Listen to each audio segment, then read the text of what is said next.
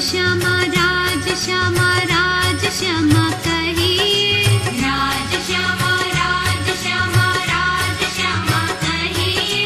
जेहि विध राखे धनी तेहि विध रहिए, जेहि विध राखे धनी तेहि विध रहिए।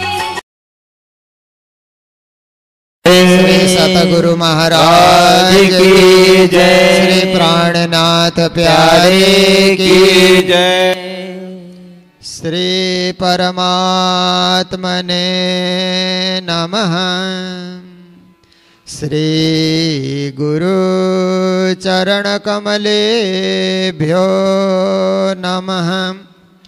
सच्चिदानंद रूपाय विश्वोत्पत्त्यादि हेतवे तापत्रय विनाशाय श्रीकृष्णाय वयं नुमः। मंगल कृष्ण प्रणाम है, मंगल धर्म प्रकाश, मंगल सुंदर साथ है, मंगल धाम उजास।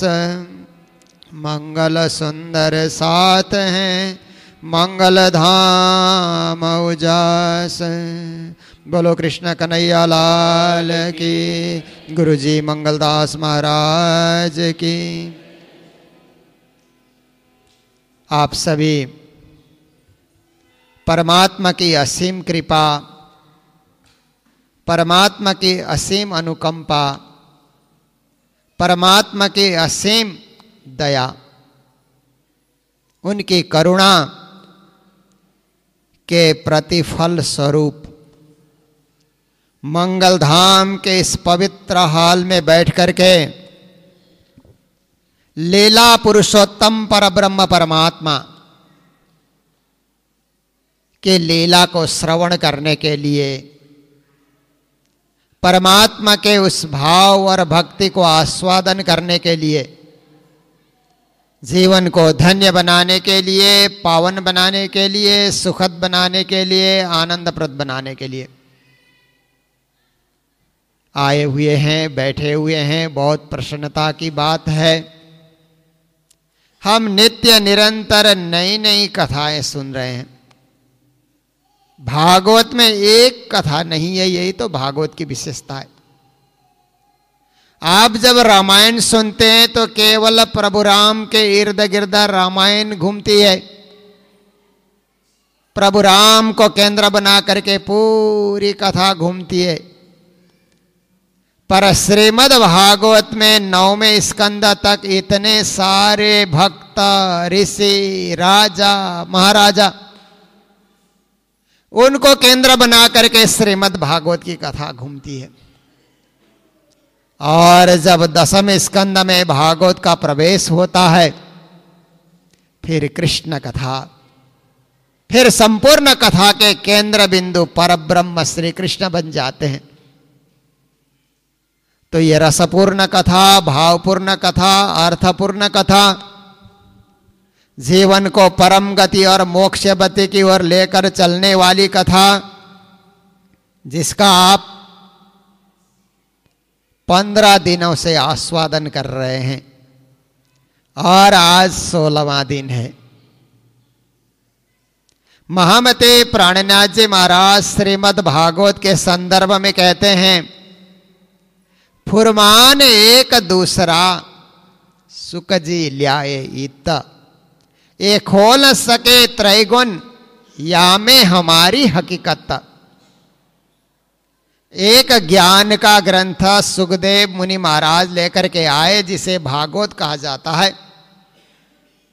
भागवत को त्रिगुण की सृष्टि नहीं खोल सकती।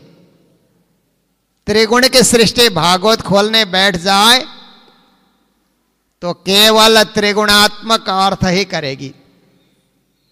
भागवत को खोलने के लिए गुणातीत बनना जरूरी है।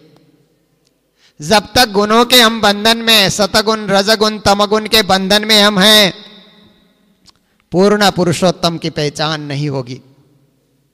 उनको पाने के लिए निस्त्रैगुण्य बनना पड़ेगा। त्रैगुण्य विषया वेदा निस्त्रैगुण्यो भवार्जुन। तेन गुण से तो संसार व्याप्त है। आपको निस्त्रय गुण्य बनना पड़ेगा।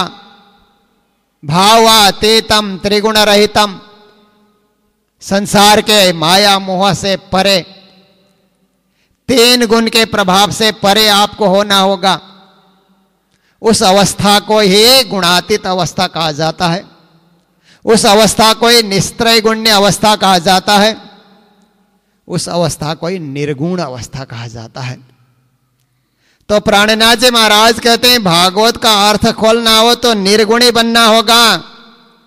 या में हमारी हकीकत, श्रीमद् भागवत में परम धाम के ब्रह्म सृष्टि की हकीकत, उनका सूक्ष्म रूप से ब्रह्म सृष्टि का संकेत है। ब्रह्म सृष्टि आने का, ब्रह्म सृष्टि की लीला का संकेत है।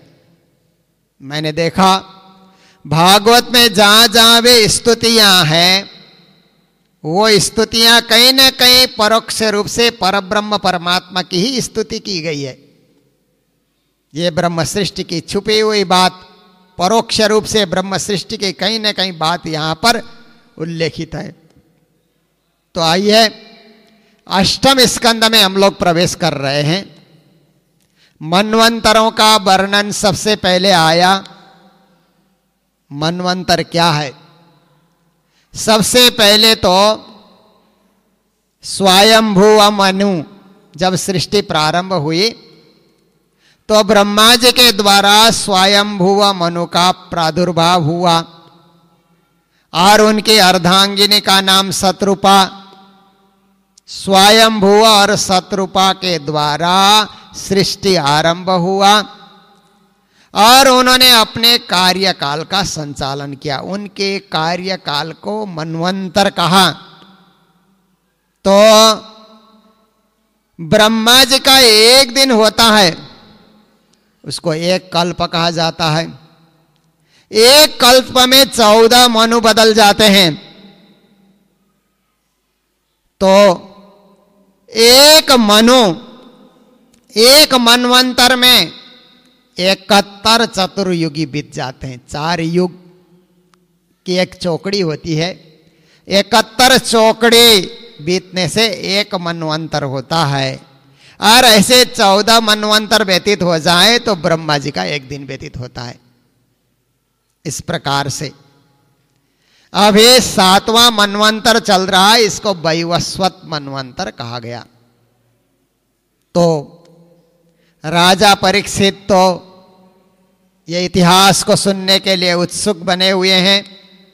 सुखदेव मुनि महाराज से प्रश्न करते हैं कि आप बताएं कि स्वयंभुव मनु और मनु की पुत्री आकुति, आकुति से यज्ञ पुरुष, देवहूति से कपिल देव जी, और इस प्रकार से जो सृष्टि का विस्तार करने वाले और ब्रह्म ज्ञान का विस्तार करने वाले महापुरुषों का प्रादुर्भाव होता रहा।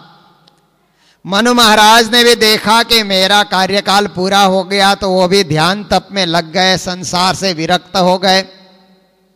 क्योंकि समय रहते, परमात्मा का भजन करने का समय रहते दुनिया से विरक्त हो जाना चाहिए। सब दिन संसार में जो अनुरक्त रहते हैं ना, उनको मोक्ष गति नहीं मिलती। जब देखते हैं कि अब संभालने वाले और आ गए तो फिर खुद माया में बंद कर नहीं रहना चाहिए। उनको सौंप देना चाहिए कि आप अब जिम्मेदारी को वहन करो, अब आप लोगों का कार्यकाल प्रारंभ हो गया है। इस प्रकार से स्वयंभुव मनु के पश्चात स्वारोचिस नाम के दूसरे मनु हुए। उसके बाद प्रियव्रत के पुत्र उत्तम मनु बने। उसके बाद फिर चौथे मनु के रूप में तामस नाम के उनके ही छोटे भाई थे, वो मनु बने। और उनके ही समय में उस मनवंतर में गज और ग्राह का एक युद्ध हुआ। तो राजा कहते हैं, हे मुनि महाराज, उस मनवंतर में गज ग्राह का जो युद्ध हुआ था, इसको हमें विस्तार से बताएं। हम उस प्रसंग को सुंदर रीत से सुनना चाहते हैं। का राजा परीक्षित, क्षीर सागर में एक त्रिकुट नाम का बड़ा प्रसिद्ध, सुंदर एवं श्रेष्ठ एक पर्वत था। वो भयंकर ऊंचा, 10,000 योजन का ऊंचा, लंबाई, चौड़ाई और विस्तार वाला था। उसमें चांदी, लोहा, सोना, इस प्रकार से अनेक धातुएं उसमें थे। समुद्र तक वो चारों दिशाओं में वो जगमग जगमग करता था, ऐसा वो शिखर वाला पर्वत था, अनेक रत्नों से सुशोभित। और वहां पर अनेक झरने झर झर झर ऐसी आवाज करके गुंजायमान करते हुए वहां से झरती थी। अनेक जात जात के वृक्ष, लताएं, झाड़ियां, इससे परिपूर्ण ऐसा वो त्रिकुट पर्वत था। उसमें अनेक कंदराएं, गुफाएं, सिद्ध, चारण, गंधर्व, विद्याधर, नाग, किन्नर, अप्सराएं, इनको रहने के लिए गुफाएं भी बनी हुई थी। सब विहार करते थे और अलमस्त रहते थे। वहां पर संगीत की ध्वनि चट्टानों से आती थी, टकरा करके गुफाओं में प्रतिध्वनित हुआ करते थे। बड़े बड़े गर्विले सिंह भी वहां पर घुमा करते थे और जोर जोर से गर्जा करते थे। और वहां पर नीचे तलहटी में जंगली जानवरों का झुंड भी वहां पर रहा करता था। अपने अपने कंठ से, अपनी अपनी आवाज में सब कोई कुछ न कुछ बोलते थे, चिल्लाते थे, चिंघाड़ते थे। नदियां और सरोवर भी वहां पर शोभायमान थे। तो इस प्रकार से उस त्रिकुट पर्वत की तराई में, समतल क्षेत्र में वरुण का एक उद्यान भी था। वहां पर अनेक देव अंगनाएं आकर के, अप्सराएं आकर के नृत्य किया करती थी। उस उद्यान में कौन कौन से वृक्ष थे? पारिजात, गुलाब, अशोक, चंपा, तरह तरह के आम, पयाल, कटहल, आमड़ा, सुपारी, नारियल, खजूर, बिजोरा, महुआ, साखू, ताड़, तमाल, असन, अर्जुन, रीठा, गुलर, पाकर, बरगद, पलास, चंदन, नीम, कचनार, साल, देवदारू, दाख, इख, केला, जामुन, बेर, रुद्राक्ष, हर्रे, आंवला, बेल, कैथ, नींबू, भिलावे आदि आदि ये सारे वृक्ष लहलहा रहे थे वहां पर। उन सब के पके हुए फल की सुगंधे वातावरण को बहुत सुंदर और शोभायमान बनाती थी। और वहां पर जात जात के फूल भी खिले हुए थे। वहां पर कई जात के सुंदर सुंदर फूल वहां पर सुवासित हो रहे थे।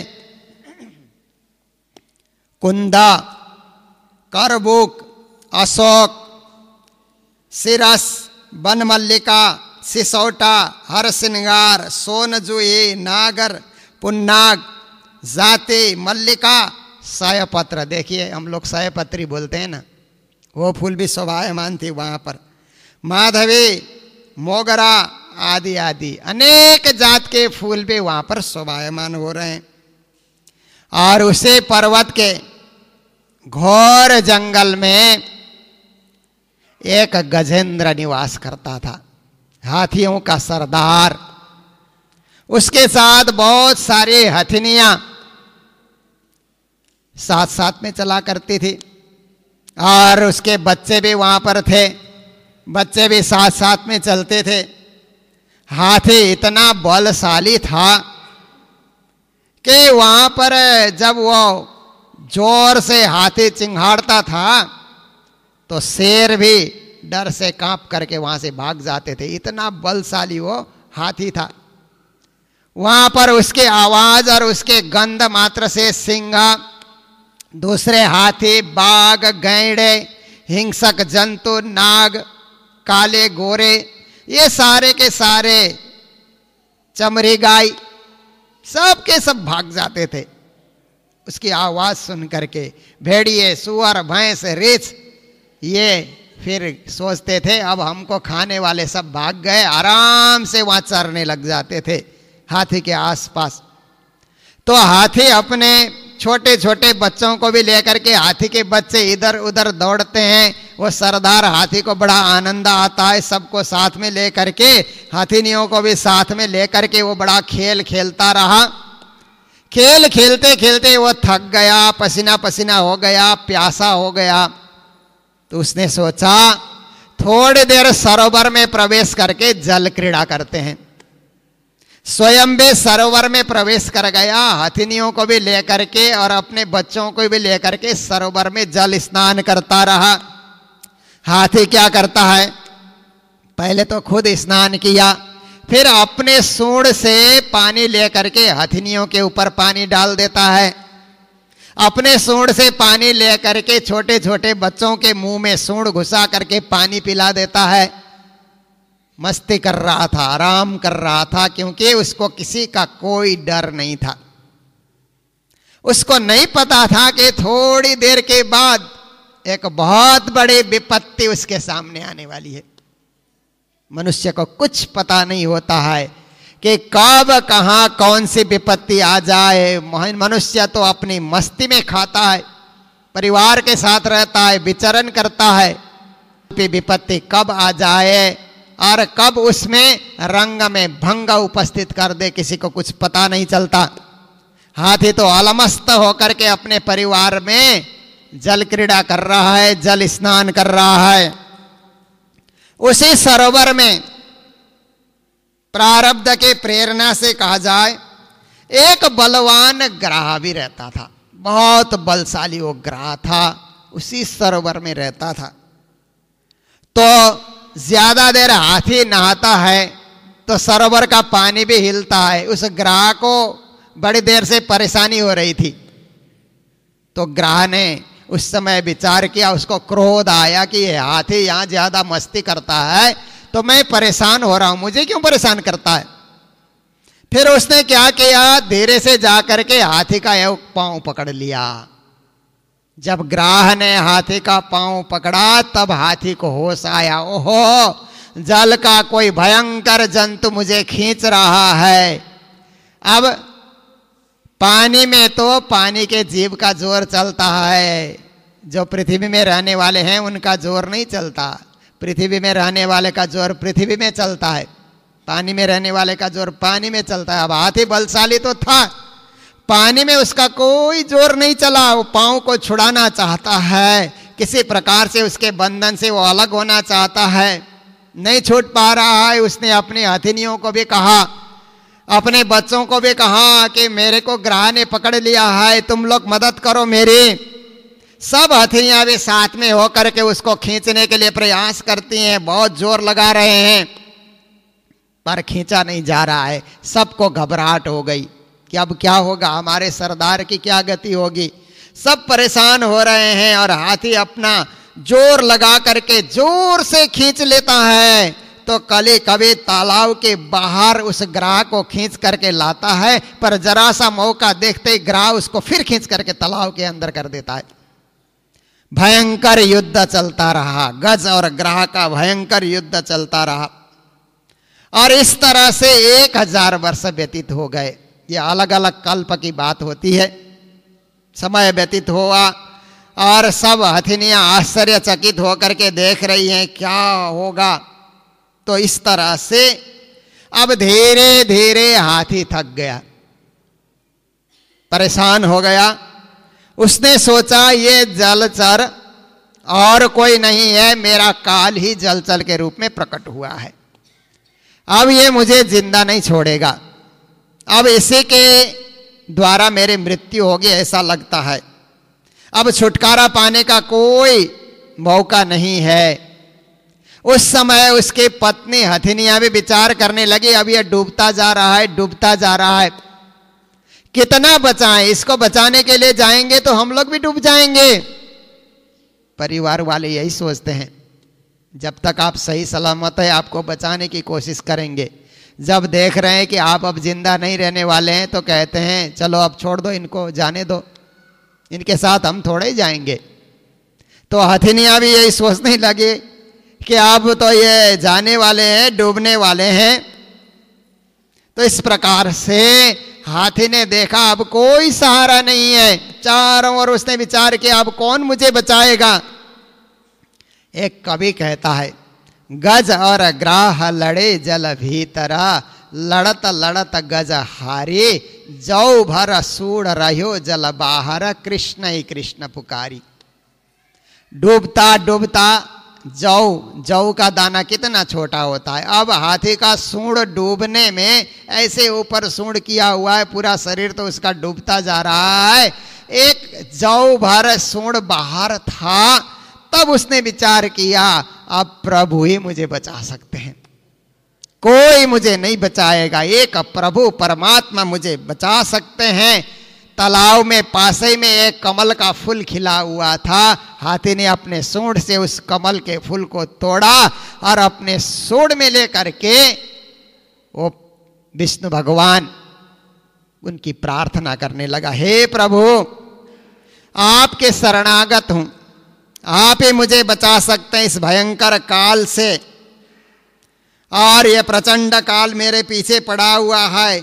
काल से बचने के लिए मैंने भयंकर युद्ध भी कर लिया, परंतु किसी प्रकार मैं बच नहीं पा रहा हूं, मैं हार चुका हूं। हे प्रभु आप जगत के मूल कारण हैं, आप ही जन्म देने वाले हैं, आप ही जीवन देने वाले हैं, आप ही रक्षा करने वाले हैं, और मृत्यु में से बचाने वाले भी आप ही हैं। सबके अंदर चेतन का विस्तार भी आप ही करते हैं। मैं बार बार आपको नमस्कार करता हूं, आपका ध्यान करता हूं। आप स्वयं सिद्ध हैं, आप सत्तात्मक भी हैं, और जो शरणागत हो जाता है उसकी आप रक्षा भी करते हैं। आप सबके मूल हैं, और आपसे आगे और कोई है ऐसा मुझे कुछ ज्ञान भी नहीं है। आप ही मेरे लिए सर्वेश्वर हैं, आप परम मंगल स्वरूप हैं, आपका दर्शनीय स्वरूप है।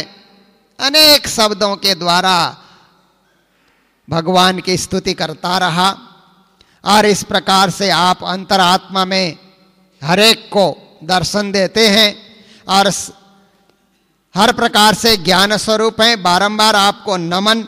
आप अविनाशी, सर्वशक्तिमान, अव्यक्त, इंद्रियातीत, अत्यंत सूक्ष्म, अत्यंत निकट, और निकट होते हुए भी बहुत दूर जान पड़ते हैं। आध्यात्मिक योग के द्वारा, ज्ञान योग के द्वारा, भक्ति योग के द्वारा ही आप प्राप्त होते हैं।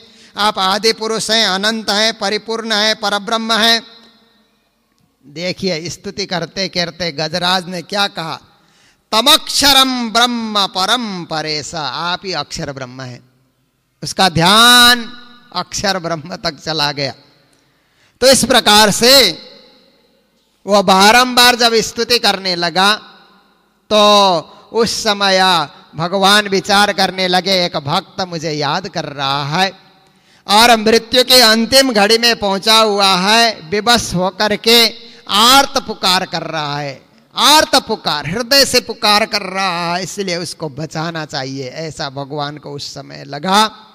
और भगवान अपने गरुड़ पर सवार होकर के उसके नजदीक आ जाते हैं। गजेंद्र अत्यंत पीड़ित है और उस समय भगवान गरुड़ पर सवार होकर के सुदर्शन चक्र उन्होंने हाथ में ले रखा है। फिर भगवान ने शीघ्र आकर के, अब वक्त नहीं है, जल्दी से इसको बचा लेना चाहिए, जरा भी मैंने देरी की तो ये डूब जाएगा, ऐसा सोच करके भगवान ने अपने सुदर्शन चक्र को छोड़ दिया। जैसे ही सुदर्शन चक्र गया, भगवान को आते हुए देख करके वो हाथी भी बड़ा प्रसन्न हो जाता, हे प्रभु आप पधारे, मैं व्याकुल होकर के आपको पुकार रहा था, धन्य है प्रभु धन्य है, ऐसा करके वो भी बारंबार परमात्मा को उस पुष्प परमात्मा को अर्पण करना चाहता है जो सूंड में उसने पहले से ले रखा है। तो इस प्रकार से हे नारायण, हे जगत गुरु, हे भगवान, आपको बारंबार नमन, आपको बारंबार प्रणाम, ऐसा करके वो पुकार रहा है। तो भगवान गरुड़ छोड़ करके कूद पड़े और अपना सुदर्शन चक्र लेकर के वह उन्होंने क्या किया, उस सरोवर में उन्होंने प्रवेश किया और बड़ी शीघ्रता के साथ उन्होंने जाकर के क्या किया, ग्राह का मुंह फाड़ दिया सुदर्शन चक्र से और हाथी को सुरक्षित बाहर निकाला। जब हाथी सुरक्षित बाहर आता है तो उस समय ब्रह्मा, शंकर, देवी देवता, ऋषि मुनि, गंधर्व भगवान की स्तुति करने लगते हैं। हे भगवान, आप धन्य है, धन्य है, धन्य है। एक मरते हुए को आपने बचा लिया, काल के मुख में से इस हाथी को आपने छुड़ा लिया। सब नाचने लगे, गाने लगे। ऋषि, चारण, सिद्धगण सब उस पुरुषोत्तम भगवान की महिमा करने लगे। तो ये ग्राह कौन था जिसको भगवान ने अपने हाथ से, अपने सुदर्शन चक्र से वध किया? इस प्रकार जब राजा पूछते हैं तो सुखदेव मुनि महाराज कहते हैं कि देखो राजा, ये पूर्व जन्म में हुहु नाम का एक गंधर्व था और देवल ऋषि ने इसको श्राप दे दिया। श्राप देने के बाद ये ग्राह बन गया। अब मैंने उसको ग्राह के योनि से अपने सुदर्शन चक्र के द्वारा छुटकारा करा दिया। वो भी अपना दिव्य रूप धारण करके, पहले जैसे ही गंधर्व का रूप धारण करके, हे प्रभु, मैं तो एक ग्राह बन करके कष्ट पा रहा था, आपने कृपा करके उस योनि से मुझे मुक्त किया। धन्य है प्रभु, धन्य है प्रभु, स्तुति करते हुए अपने दिव्य लोक को चला जाता है। फिर वो हाथी भी पास में था। तो ये हाथी भी कोई साधारण हाथी नहीं था। ये हाथी पूर्व जन्म में द्रविड़ देश का पांड्य वंशीय एक राजा था, इंद्रद्युम्न इसका नाम था। एक रोज राजपाट छोड़ करके मलया पर्वत पे जाकर के तपस्या कर रहा था। तो उसी समय उसकी दाढ़ी भी लंबी हो गई थी, जटाजूट बढ़ा करके तपस्या कर रहा था। तो वहां पर अगस्त्य मुनि अपने शिष्य मंडली को लेकर के वहां आ पहुंचे कि राजा दरबार में ही होगा, स्वागत सत्कार करेगा, भोजन प्रसाद कराएगा। ऐसा सोच करके मुनि जी आए। तो राजा तो तपस्या में लगा हुआ है, कोई आदर सत्कार उसने नहीं किया। तो उनको उस समय बड़ा क्रोध आया और क्रोध आने के बाद उन्होंने श्राप दे दिया कि राजा होकर के तो राजोचित व्यवहार करना चाहिए। तो भी तपस्या में लग गया। ये राज का संचालन कौन करेगा, देश का संचालन कौन करेगा? जड़ बुद्धि वाला है तुम, तेरे में चैतन्य बुद्धि नहीं है, इसलिए हम श्राप देते हैं, जाओ जा करके तुम हाथी बन जाओ, जड़ बुद्धि वाले बन जाओ। ऐसा करके उन्होंने श्राप दे दिया और उस श्राप को पा करके वो हाथी बना हुआ था। परंतु भगवान का स्पर्श जब मिला तो स्पर्श मिलते ही भगवान के दूत के समान वो बन गया, पीतांबरधारी चतुर्भुज वाला बन गया हाथी भी, और वो भगवान के साथ ही उसको भी मोक्ष गति मिल जाती है। तो इस प्रकार से भगवान विष्णु ने भी सारे देवी देवताओं को दर्शन दे करके ये अलौकिक कार्य करके वहां से अंतर्धान हो जाते हैं। ये प्रसंग सुखदेव मुनि महाराज राजा परीक्षित को सुनाते हैं। फिर उसके बाद सारे देवता लोग जाकर के अब मनवंतर और मनवंतर की कथा यहाँ प्रारंभ हो जाती है। रैवत मनवंतर आता है और उस समय ये भी मनु के ही पुत्र थे। और इस प्रकार से उस मनवंतर के अंतर्गत क्या होता है कि लक्ष्मी जी के इच्छा से वैकुंठ धाम बनाया गया। पहले विष्णु भगवान का वैकुंठ धाम नहीं था, पर लक्ष्मी जी ने कहा तो वैकुंठो कल्पितो ये ना, वैकुंठ पहले नहीं था, बाद में उसका निर्माण किया गया। तो इसका अर्थ है कि वैकुंठादि लोकेषु गमनागमनम प्रभु, वैकुंठ आदि लोकों में भी आवागमन लगा रहता है, बनना और मिटना वहां पर होते रहता है। तो छठे मनु चाक्षुष नाम के मनु हो जाते हैं। और उस मनवंतर में क्या होता है कि समुद्र मंथन, देव और असुर मिलकर के समुद्र का मंथन करते हैं। ये प्रसंग सुखदेव मुनि महाराज राजा परीक्षित को सुना रहे हैं। तो उस समय असुर इतने पराक्रमी हो गए थे। दुनिया में सूर और असुर तो हर सृष्टि के हर काल में होते हैं, सत्य में, त्रेता में, द्वापर में, कली में, सब युग में सूर और असुर की यह सृष्टि है। असुर का अर्थ होता है जो मैं करता है और अपने अहंकार को लेकर के लड़ता है। सूर उसको कहा जाता है जो सेवा में, समाज की रक्षा में, धर्म की रक्षा में लगा हुआ होता है। देवताओं में प्रेम होता है, संगठन होता है। असुरों में तोड़फोड़ की नीति होती है, एक आपस में विरोध करना, झंझट झगड़ा उपस्थित करना। इस बुद्धि को आसुरी बुद्धि कहा जाता है। हमारे अंतर्गत दैवी बुद्धि भी है। हम चाहें तो देवता भी बन सकते हैं, हम बिगड़ जाएं तो हम ही असुर बन जाएंगे। रावण भी ऋषि का पुत्र था पर बिगड़ गया तो असुर बन गया। कंस भी उग्रसेन का पुत्र था पर बिगड़ गया तो असुर बन गया। असुर कोई आकाश से नहीं आता, इसी धरती में जन्म लेता है, परंतु बुद्धि जिसकी बिगड़ जाती है वो असुर बनता है। जैसे आजकल आतंकवादी हैं, वो आतंकवादी भी आकाश से नहीं आते, इसे धरती में किसी माँ से जन्म लेते हैं, पर बाद में उनकी बुद्धि बिगड़ जाती है या कुछ उनके आका उनकी बुद्धि को बिगाड़ देते हैं। तो ऐसी बुद्धि बिगड़ती है कि खुद भी मर जाते हैं, औरों को भी मारते हैं, सृष्टि का संहार करते हैं। ये आसुरी बुद्धि है। तो उस समय असुर लोगों ने सर्वत्र देवताओं को पराजित कर लिया और एक दिन देवता लोग भी तेजहीन हो गए थे।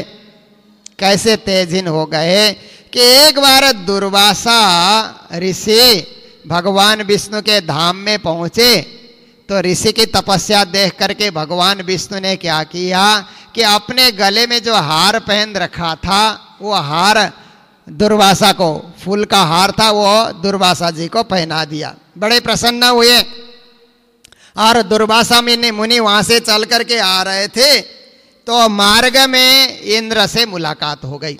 स्वर्ग का राजा इंद्र ऐरावत हाथी पे चढ़ करके जा रहा है।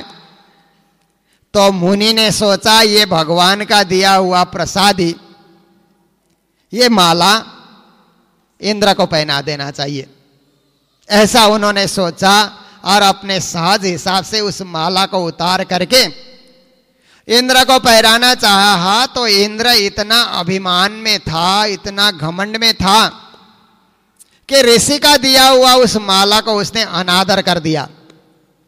अनादर करके हाथी के, ऐरावत हाथी के सिर पे डाल दिया वो माला। और हाथी ने क्या किया, अपने सूंड से वो माला को निकाल करके ऐसे सूंघा और जमीन में गिरा दिया और उसको कुचल करके हाथी आगे बढ़ गया। दुर्वासा ऋषि को बड़ा गुस्सा आया।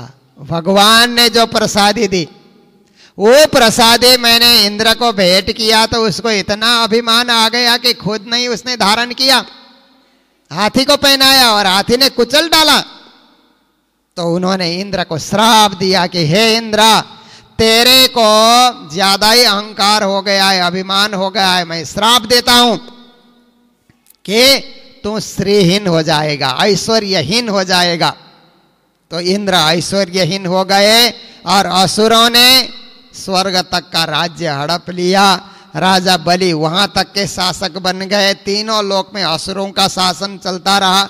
सब देवता लोग अब दुखी होकर के भगवान विष्णु के शरण में जाते हैं, प्रभु रक्षा करें, हमारा तो रहने का वासस्थान ही अब असुरों ने छीन लिया है, क्या होगा, कैसे होगा, कौन हमारी रक्षा करेगा। प्रभु आप ही तो सबके हरता करता है, आप ही हर प्रकार से रक्षक हैं, क्या उपाय करें इस स्वर्ग को वापिस लेने के लिए।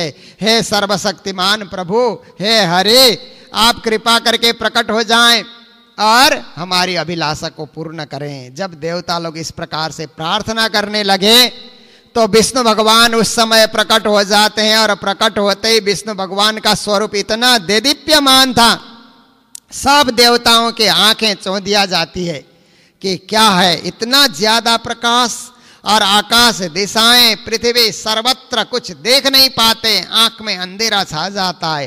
थोड़ी देर के बाद उस प्रकाश में भगवान के दर्शन होते हैं। ब्रह्मा जी भी हैं, शंकर देव भी हैं और बड़े सब देवी देवता भी वहाँ पर हैं। सब मिल करके फिर भगवान के सामने, विष्णु भगवान के सामने साष्टांग दंडवत प्रणाम करते हैं। प्रणाम करने के बाद स्तुति करने लग जाते हैं कि आप ही सब कुछ हैं। ऐसा करके सब देवता लोग स्तुति किए जा रहे हैं। तो भगवान ने उनकी स्तुति सुन करके प्रसन्न हो करके कहा कि ब्रह्मा जी, शंकर जी, देवताओं सावधान हो करके मेरी सलाह को सुनो। आप सबके लिए कल्याण यही होगा कि असुरों पर अभी काल की कृपा है, इसलिए अब उनके साथ जाकर के समझौता कर लेना ही अच्छा है, अन्यथा उनका बल कम नहीं होगा। इसलिए मेल मिलाप किया जाए असुरों के साथ और सांप चूहे वाली नीति को अपनाया जाए। अहिमुसकवत एक नीति होती है, वो भी आप लोग सुने। अहिमुसकवत नीति किसको कहा जाता है? जो भगवान ने देवताओं को समझाया। एक बार एक सांप नचाने वाला अपनी टोकरी में सांप रखता था, तो सांप को तो हमेशा बाहर भागने की इच्छा होती है, परंतु टोकरी में बंद होने के कारण सांप बाहर नहीं जा पा रहा था। कहीं से दैव संजोग बस एक चूहा भी वहां घुस गया। चूहा घुस गया तो थोड़ी देर में देखता है यहां तो सांप बैठा हुआ है, मुझे खा जाएगा, खत्म कर डालेगा। तो सांप बोलता है, अरे चूहे क्यों घबराते हो, क्यों डरते हो? तुम भी बंधन में हो, हम भी बंधन में हैं, और हम दोनों को यहां से बाहर जाना है। तो ऐसा काम तो क्यों नहीं करता कि इस टोकरी में तेरे पास तो तीखे तीखे दांत हैं, दांतों से इस टोकरी को काट करके छेद बना दे, तू भी निकल जा, मैं भी निकल जाऊंगा। चूहे को बात पसंद आ गई, हाँ सांप तो ठीक ही कह रहा है। तो चूहे ने बड़ी मेहनत के साथ उसको काट काट काट काट करके बाहर निकलने का एक छेद तैयार किया, और छेद तैयार करके जब बाहर निकलने की घड़ी आई तो सांप ने क्या किया? चूहे को भी खा गया और खुद बाहर निकल गया। तो ये इसको कहा जाता है अहिमुसकवत नीति। तो भगवान कहते हैं असुरों के साथ इस तरह से व्यवहार करके तुम लोग जीत हासिल कर सकते हो। सीधे साधे होकर के असुर मानने वाले नहीं हैं। असुरों को तो कहीं ना कहीं सजा ही होनी होगी, किसी प्रकार से उनका अंत कर देना होगा। इस प्रकार से भगवान ने कहा विश्वास रखो, सब कुछ सही हो जाएगा, और सब मिलकर के तुम देव और असुर मिलकर के समुद्र का मंथन करो। समुद्र मंथन करोगे तो वहां से रत्न निकल आएंगे, अमृत निकल आएगा। उस अमृत का पान करोगे तो तुम देवता लोग अमर हो जाओगे, और कहीं असुरों ने पान कर लिया तो वे भी अमर हो जाएंगे। और अमृत पान करने के बाद बुढ़ापा भी नहीं आती है, और अमृत है समुद्र के अंदर, उसको निकालना होगा मंथन करके। तो भगवान ने कहा आप सब लोग चले जाओ और असुरों से समझौता कर लो। फिर क्या करना कि वहां क्रोध से नहीं चलेगा, बड़े मोहब्बत के साथ, प्रेम के साथ उनके साथ संबंध बनाना होगा। इंद्र को आगे किया, इंद्र राजा बलि के पास चले गए और राजा बलि के साथ संधि की बात की कि हम लोग कितने दिन बैर विरोध करेंगे, आपस में मिल करके हम रहें। वैसे देव और असुर कभी मिल तो नहीं सकते, परंतु जैसे हिंदुस्तान और पाकिस्तान के नेता आपस में बातें करते रहते हैं कि कितने दिन हम लड़ेंगे, हम मिल करके रहें, बातें होती रहती पर मिलने की बात कभी बनती नहीं है। ऐसे इन लोगों ने भी आकर के कहा कि हम मिलकर के काम करें, समुद्र का मंथन करें और वहां से अमृत प्राप्त होगा तो उसका हम सब पान करें। ये कहा तो राजा बलि ने भी अपने असुर समुदाय से सलाह मशविरा करके हाँ समुद्र का मंथन करेंगे। फिर देवता लोग भी और असुर लोग भी चले जाते हैं, और मतने के लिए तो अब एक बहुत बड़ा पहाड़ को वहां पर लाना होगा। मंदराचल पर्वत को जाकर के उठाने लगे, पहले तो उठा ही नहीं, फिर सब लोग मिल करके उसको उठा करके ला रहे थे। इतना उसका वजन के वो उनके ऊपर ही गिर पड़ा। कई असुर दब करके मरे, कई देवता लोग चकनाचूर वहां पर हो गए। फिर भगवान को पुकारने लगे देवता लोग, प्रभु आप ही बचाइए। तो विष्णु भगवान आकर के किसी प्रकार उस पर्वत को खड़ा करते हैं और अपने गरुड़ की सहायता से समुद्र तक पहुंचा देते हैं। जब समुद्र में पहुंचे तो अब मतने के लिए मथानी भी है, परंतु मतने के लिए नेति की भी तो जरूरत होती है। तो वासुकी नाग, भयंकर वासुकी नाग को नेति के रूप में तैयार किया गया और मथने का कार्य प्रारंभ हो रहा है। तो देवता लोग कहने लगे वासुकी नाग के मुंह के तरफ हम लोग रहेंगे। तो तो असुर लोग कहते हैं सांप का पूंछ तो बड़ा अशुभ होता है, अमंगल होता है, हम पूंछ की तरफ नहीं रहेंगे। देवता लोग जानते थे कि मुंह की तरफ रहेंगे तो जब मंथन शुरू होगा तो वासुकी नाग भी जहर उगलने लगेगा, देवता लोग तो उस जहर से भस्म हो जाएंगे, इसलिए असुरों को ही मुंह के तरफ रखना चाहते थे। तो असुरों ने कहा सांप का पूंछ अशुद्ध होता है, हम मुंह के तरफ ही रहेंगे, ठीक है आप लोग रहो। फिर देवता लोग पूंछ के तरफ हो जाते हैं और बड़े पराक्रम के साथ अब मंथन शुरू हो जाता है। वो पर्वत इतना भयंकर है और जब मतने लगे तो धीरे धीरे पर्वत तो पानी में डूबने लगा। देखते देखते डूबा जा रहा है, अरे ये तो डूब रहा है, क्या होगा, कैसे होगा। फिर भगवान विष्णु को पुकारा। जब भी आपत्ति आती है तो परमात्मा ही तो रक्षक होते हैं। हे ईश्वर, हे मालिक, हे भगवान, आप आइए और आकर के रक्षा कीजिए। तो भगवान ने देखा कि अमृत मंथन का कार्य बिना मेरे सहायता के पूर्ण नहीं होगा। फिर आ जाते हैं और कछुआ का रूप धारण करके नीचे उस पर्वत के नीचे बैठ जाते हैं। फिर देव और असुर लोग आपस में मंथन करने लग जाते हैं। उस समय जब मंदराचल पर्वत भगवान कछुआ के रूप धारण करके बैठे, उनके ऊपर से पर्वत जब घूमता है तो भगवान को लगता है कि साधारण खुजली मिट रही है, ऐसा भगवान को आभास होता है। उनको कोई बहुत ज्यादा महसूस नहीं हुआ पर्वत घूमने का। फिर मंथन चलता रहा, इतना मंथन जोर से चला कि वहां पर से मछलियां इधर उधर भाग रही हैं और वहां पर जो वासुकी नाग के मुख से भयंकर आग की ज्वाला निकलने लगी तो उस ज्वाला से सब जल के जीव इधर उधर तितर बितर हो रहे हैं, भाग रहे हैं आग की लपेट में। कई असुर भी आ जाते हैं। इस प्रकार से वहां पर भयंकर वातावरण हो रहा है। अमृत पाने की अभिलाषा है, इसलिए उस कार्य से भाग भी नहीं सकते हैं।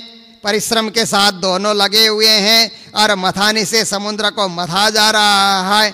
पर इतने बड़े पर्वतराज को तो मथानी बना रखा है। इस प्रकार से मत्ते मत्ते चले गए तो सबसे पहले हलाहल नाम का एक विष वहां से निकला। वो विष जब निकला, वो उग्र विष, चारों दिशाओं में उसका प्रभाव और इतना खतरनाक वो विष है, असह्य विष। अब उससे तो सब जल करके भस्म हो जाएंगे। वहां पर क्या करेंगे, सब परेशान हो गए। अब इस विष को कौन सुरक्षा करेगा? तो सब ने विचार किया भगवान शंकर की प्रार्थना की जाए। इस समय भगवान शंकर ही इस विष से हमें बचा सकते हैं। सब मिल करके, ऋषि मुनि भी मिल करके, देवता लोग भी मिल करके भगवान शंकर की प्रार्थना करने लगे। उस समय स्तुति करने लगे, हे प्रभु, हे त्रिलोकीनाथ, हे महादेव, ये विष हमें भस्म कर रहा है, आप हमारी रक्षा कीजिए, हमें बचाइए। आप ही तो सर्वेश्वर हैं, आप ही तो सबके मालिक हैं, आप ही सबकी गति हैं। इस तरह से बड़ी विनय प्रार्थना करने लगे। तो उस समय भगवान शंकर ने अपनी देवी सती से कहा कि देखो, समुद्र मंथन से ये कालकूट नाम का जहर निकला, ये भयंकर जहर है और ये सारे प्रजा को नष्ट कर डालेगा। ऐसी स्थिति में ये सब प्रार्थना कर रहे हैं, तो क्या किया जाए देवी? क्योंकि मेरा नाम ही शंकर है। शंकर का दूसरा अर्थ होता है कल्याण करता, जो सबका कल्याण करता है। तो मुझे तो जगत के कल्याण के लिए इसको पीना ही पड़ेगा। ऐसा कहते हुए भगवान शंकर उस जहर को पीने के लिए तैयार हो जाते हैं। और देखते देखते वो क्या करते हैं कि कृपालु भगवान शंकर ने उस जहर को उठा लिया, अपने मुंह के अंतर्गत डाल लिया। अगर वो पेट तक चला जाता तो भगवान शंकर को भी वो कुछ ना कुछ असर कर डालता। भगवान ने मुंह में भी ले लिया, भक्षण भी कर गए हथेली में लेकर के, पर उन्होंने क्या किया कि उसको अपने कंठ में ही बना करके रखा। इसलिए शिव जी का नाम नीलकंठ पड़ा। उनका कंठ नीला हो गया उस जहर के असर से। वो जहर क्या था? दुनिया भर का पाप और जो मल है वही जहर के रूप में वहां पर प्रकट हो गया था। भगवान ने उसको अपने गले में धारण कर लिया, पर शिव जी ने उसको गले में धारण किया तो शिव जी के सौंदर्यता में कमी नहीं आई, बल्कि नीलकंठ होने से उनका सौंदर्य और बढ़ गया। फिर उसके बाद भगवान पी रहे थे तो थोड़ा सा जहर छलक गया और जमीन में गिर पड़ा, तो उसको बिच्छू ने, सांप ने और जहरीले जीवों ने उस औषधि को थोड़ा थोड़ा पी लिया। तो आज भी सांप के पास जहर होता है, बिच्छू के पास जहर होता है, कुछ भी और जहरीले जीव होते हैं, वो जो जमीन में गिरा था उन लोगों ने चाट लिया था। अब फिर क्या होता है कि समुद्र मंथन और जोर से चलता रहा, सब लोग लगे हुए हैं, देवता और असुर लोग लगे हुए हैं। भगवान शंकर ने विष से तो किसी प्रकार से बचा लिया। फिर मत्ते मत्ते वहां से कामधेनु निकल आई। कामधेनु इतना दूध देती है कि जितनी इच्छा करो वो दूध देते जाती है। ऐसे कामधेनु वहां पर प्रकट हो गई। तो वहां पर फिर क्या करते हैं कि ये तो बहुत ही प्रभावी घी और दूध देने वाली है। ऋषियों ने, ब्रह्मवादियों ने कहा कि हम हवन यज्ञ करते हैं तो हमें घी की जरूरत होती है स्वाहा करने के लिए, ये हमें मिलना चाहिए। तो उनको दिया गया। फिर उसके बाद उच्चैश्रवा नाम का एक घोड़ा निकला। घोड़ा निकला तो सब विचार करने लगे ये कौन रखेगा, कौन रखेगा। तो राजा बलि ने इच्छा जाहिर की कि ये घोड़ा मुझे मिलना चाहिए। भगवान ने इशारा कर दिया, दे दो उनको, जाने दो, क्योंकि उसके बाद और बड़ा निकलने वाला है। तो थोड़ी देर के बाद समुद्र मंथन करते रहे तो ऐरावत नाम का हाथी वहां से निकला, बड़ा उज्जवल सुंदर। तो इंद्र ने कहा ये मैं रख लेता हूं, इंद्र को दिया गया। फिर उसके बाद कौस्तुभ नाम के पद्मराग मणि समुद्र से वहां से निकलती है। तो उस मणि को तो फिर भगवान ने कहा ये तो मुझे मैं ही धारण कर लेता हूं, उन्होंने धारण कर लिया।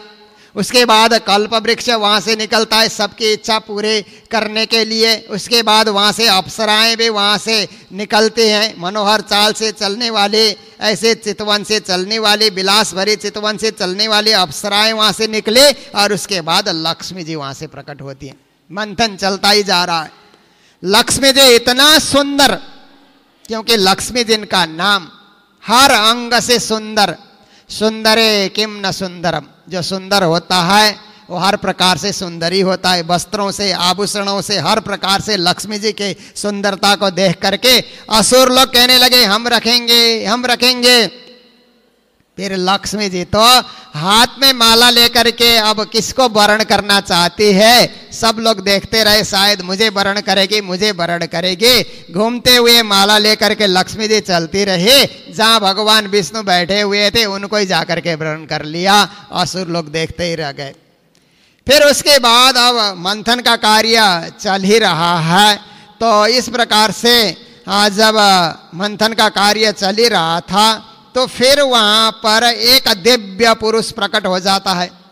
दिव्य पुरुष के हाथ में अमृत का कलश है, और जो पुरुष अमृत का कलश लेकर के प्रकट हो रहा है उसका नाम है धन्वंतरी। अमृत का कलश लेकर के जैसे ही प्रकट हुए तो देवताओं ने देखा, असुरों ने भी देखा, यही तो हम चाहते हैं। अब असली चीज आ गया है, असली रत्न आ गया है, जिसके लिए हम लोग परिश्रम करते रहे, पसीना बहाते रहे।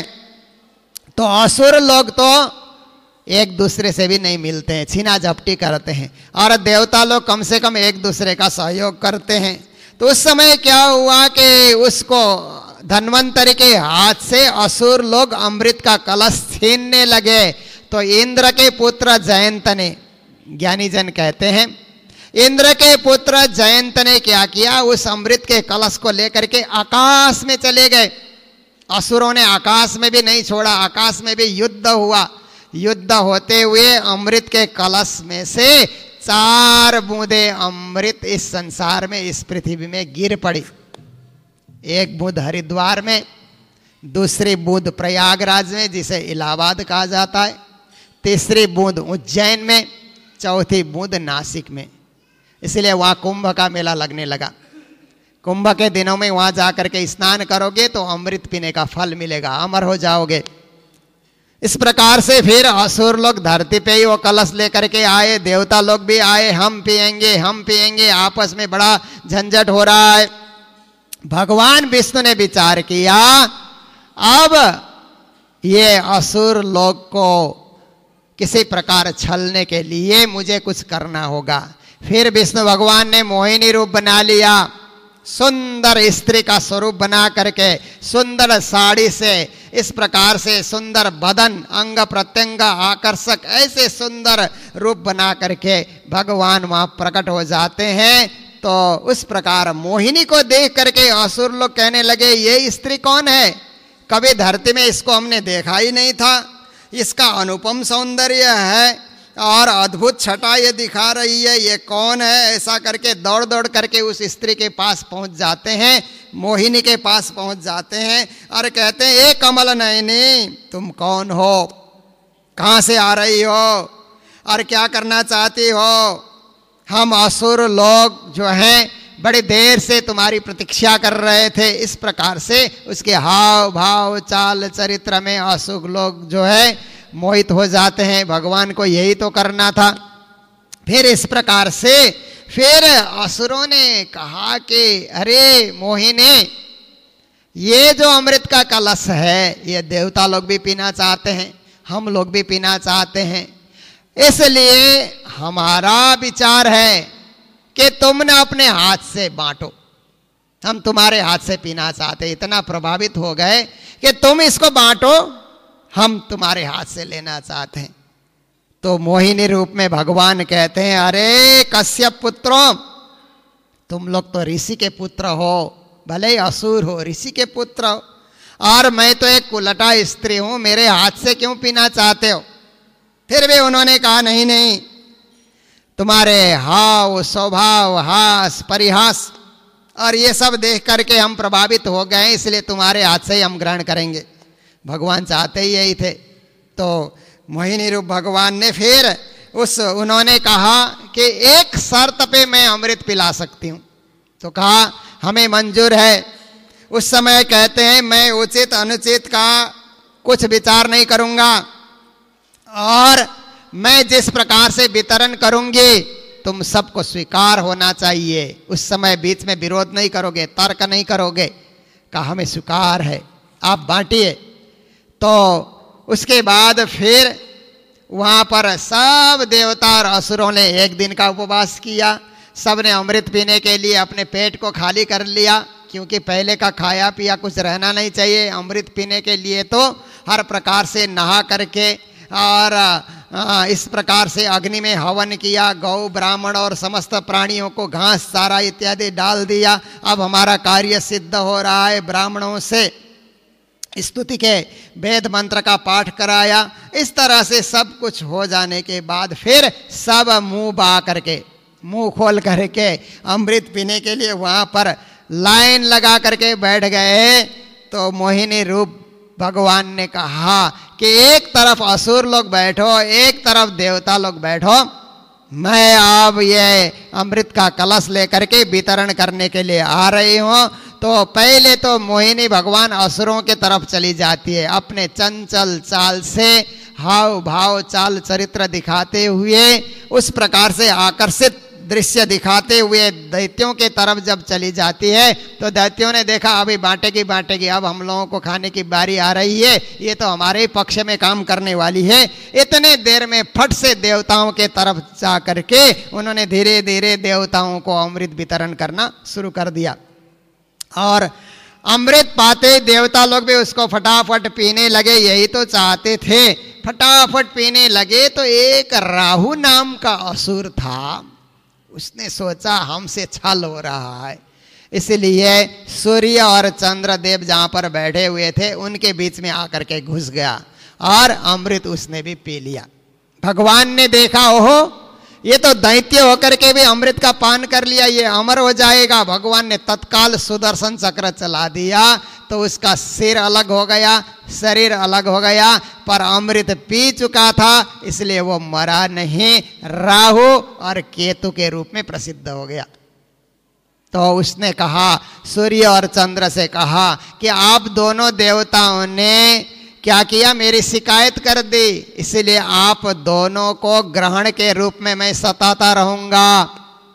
तो कभी ये क्या होता है कि कभी सूर्य ग्रहण के रूप में, कभी चंद्र ग्रहण के रूप में, दोनों देवताओं को अमावस्या और पूर्णमासी के तिथि में सताते रहता है।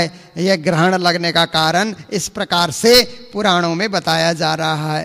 तो इस प्रकार से जब देवता लोग अमृत पान कर गए, असुर लोग ठगे रह गए मोहिनी के मोह में फंस करके, तो असुरों ने सोचा हमारे साथ बड़ा अन्याय हुआ, ये अन्याय, इस प्रकार का अन्याय नहीं होना चाहिए। तो ज्ञानी जन कहते हैं कि भगवान देव और असुर का जब भी संग्राम होता है तो देवताओं का ही पक्ष क्यों लेते हैं, कभी असुरों का पक्ष भगवान क्यों नहीं लेते। तो इस पर एक कथा ज्ञानी जन सुनाते हैं कि एक बार विष्णु भगवान ने अपने धाम में भंडारा देने की तैयारी की। वहाँ असुरों को भी बुलाया गया, देवताओं को भी बुलाया गया, और अनेक प्रकार के मेवा, मिष्टान्न, पकवान भंडारे में सब कुछ तैयार हो गए। तैयार होने के बाद क्या कर दिया कि लाइन बना करके उनको बिठाया, आमने सामने असुरों को बिठाया एक पंक्ति में, और दूसरी जगह देवताओं को भी आमने सामने बैठाया। और भगवान ने क्या चतुराई की कि सबके हाथ में डंडा बांध दिया, यहां से लेकर के यहां तक डंडा बांध दिया, दोनों हाथ में डंडा बांध दिया। और उसके बाद भगवान ने कहा भंडारा ग्रहण करो, जयकारे लगा दिए। अब असुर लोग ऐसे हाथ से उठाते हैं, हाथ मुड़ता नहीं है, डंडा बंधा हुआ है, ऊपर उछालते हैं तो मुंह में आता नहीं है, इधर उधर उछालते हैं, कुछ मुंह में गया ही नहीं। देवता लोग आमने सामने बैठे हुए थे, भगवान ने कहा आप लोग भी भंडारा ग्रहण करो, शुरू करो। तो देवताओं ने क्या किया, ऐसे उठा करके सामने वाले के मुंह में दे दिया, और उधर सामने जो बैठा है उसने इधर वाले के हाथ तो मोड़ने की जरूरत ही नहीं पड़ी, उनको सीधा उठा करके सामने वाले को खिलाना है, सामने वाला आपको खिला रहा है। इसको देव बुद्धि कहा जाता है, दूसरे को देना और खुद भी लेना। असुर बुद्धि में न दूसरे को देना न खुद खाना, उछालते रहना, उसको असुर बुद्धि कहा जाता है। इसलिए देवताओं में प्रेम था, तभी भगवान देवताओं का पक्ष लेते थे। अब यहां पर क्या हुआ कि अमृत न मिलने के कारण असुर लोग इतना घबरा गए, इतने गुस्से में आए, उन्होंने संग्राम छेड़ दिया। और देवता लोग भी उस संग्राम में अब युद्ध में लड़ने लगे। देवासुर संग्राम करके यहाँ एक अध्याय आता है, बड़ा भयंकर वहाँ पर संग्राम होता है। और उस संग्राम में क्या होता है कि दो दो की जोड़ी बन करके लड़ाई लड़ते हैं। बलि के साथ इंद्र, स्वामी कार्तिकेय के साथ तारकासुर, वरुण के साथ हेते, मित्र के साथ प्रहेते, यमराज के साथ कालनाग, विश्वकर्मा के साथ मय, संबासुर के साथ त्वष्टा, सविता और उसके साथ विरोचन, नमुचे के साथ अपराजित, अश्विनी कुमार के साथ वृषपर्वा और सूर्यदेव के साथ बलिवाण। इस प्रकार से और राहु के साथ चंद्रमा। इस तरह से एक देवता एक असुर होकर के जोड़ी जोड़ी बन करके भयंकर युद्ध, चारों ओर अनेक प्रकार के बाजे बजते हैं। वहाँ पर भूसंडी, चक्र, गदा, रिष्टि, पट्टिसा, शक्ति, उल्मुख, प्रास, फरसा, तलवार, भाले, मुदगर, परेद और न जाने कितने हथियारों से लड़ रहे हैं। उस समय के हथियारों का नाम भी आप सुन लीजिए। बड़ा भयंकर एक दूसरे से भिड़ रहे हैं, लड़ाई हो रही है। तो इसको देवासुर संग्राम कहा जाता है। ये आज भी बंद नहीं हुआ है, आज भी धरती पे देवासुर संग्राम तो चल ही रहा है। दैवी बुद्धि और आसुरी बुद्धि का कहीं ना कहीं द्वंद्व आज भी चल रहा है। तो इस प्रकार से युद्ध चलता रहा और भगवान देखते रहे। भयंकर युद्ध हो रहा है, इंद्र और बलि के बीच में भी बड़ा भयंकर युद्ध हो रहा है। एक दूसरे को फटकार लगा रहे हैं, गालियां दे रहे हैं, हथियार का प्रयोग कर रहे हैं। इंद्र अपना वज्र का प्रयोग कर रहे हैं। इस प्रकार से बड़ा युद्ध चला। कई असुर मारे गए, कई देवताओं को चोट पहुंचे। फिर अंत में ब्रह्मा जी ने देखा कि देवताओं को आखिर चाहिए तो स्वर्ग, बाकी धरती और पाताल लोक में तो असुर लोग ही राज कर रहे हैं, राजा बलि राज कर रहे हैं जब तक उनका कार्यकाल है। केवल इनका स्वर्ग इन्होंने छीन लिया है, तो स्वर्ग इनको प्राप्ति हो गया। अब युद्ध बंद कर देना चाहिए। तो ब्रह्मा जी ने कहा, देवताओं अब असुर लोग कमजोर पड़ चुके हैं, तुम्हारा स्वर्ग का राज तुम्हें मिल चुका है, युद्ध बंद करो अब।